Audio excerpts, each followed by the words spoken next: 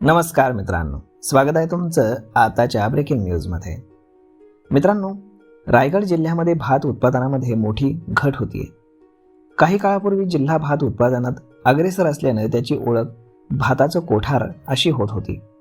मात्र शहरीकरण, औद्योगिकीकरण, महामार्ग विकास यामुळे शेतजमिनी मोठ्या प्रमाणावरती कमी होत आहेत. 2018-19 पासून जिल्ह्यातील भात लागवड क्षेत्र हे 1,24,000 हेक्टरवरनं 83,000 हेक्टरवरती आलं आहे. तर यंदाचं प्रति हेक्टर उत्पन्न हे 2,081 किलोग्राम झालं असून त्यामध्ये 476 किलोग्रामची घट झाली आहे. सिंचन विभागातही मर्यादा असून केवळ 7,165 हेक्टर क्षेत्रच हे सिंचित राहिले. तर राजधानीच्या विकासामध्ये जमिनीची किंमत वाढली असून जमीन विकण्याकडे शेतकऱ्यांचा कल वाढल्यानं उत्पादन कमी होत आहे.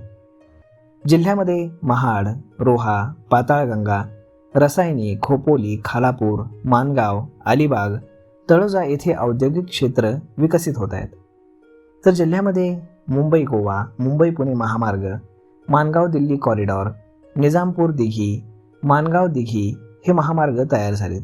यामुळे हजारो हेक्टर जमिनी संपादित झालेल्या आहेत. जिल्हा शहरीकरणाकडे वळत असताना शेतजमिनी नष्ट होऊ लागल्यात. शेती व्यवसाय करणं आता जिकिरीचं झालंय. शेतात टाकलेला पैसाही निघत नाही, त्यातच नैसर्गिक आपत्ती, अवेळी पाऊस यामुळे शेतीचं मोठ्या प्रमाणावरती नुकसान होत आहे. तर जिल्ह्यामध्ये जमीन खरेदी करण्याकडे बाहेरील व्यक्तींचा कल हा अधिक वाढलाय. त्यामुळे जमिनीला सोन्याहून अधिक दर मिळू लागलाय. नवीन पिढी देखील आता शेती व्यवसायाकडे वळत नाही. त्यामुळे जमीन विकण्याकडे शेतकऱ्यांचा कल हळूहळू वाढत चाललाय. जिल्ह्यामध्ये शेत जमिनीपैकी केवळ 7,165 हेक्टर क्षेत्रच हे सिंचित आहे. यातील 2,288 हेक्टर क्षेत्र हे विहिरीच्या पाण्यावरती सिंचित केलं जातं. तर 4,177 हेक्टर क्षेत्र हे धरण, कालवे आणि इतर संबंधात सिंचित केलं जातं. परंतु दिवसेंदिवस यामध्ये आता घट होऊ लागली.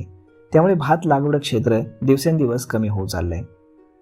तर मग मित्रांनो, अशा पद्धतीनं शेतीतनं घटणारं उत्पन्न आणि शेतीची वाढणारी किंमत यामुळे शेतकऱ्यांचा शेती विकण्याकडे जास्त कल आहे.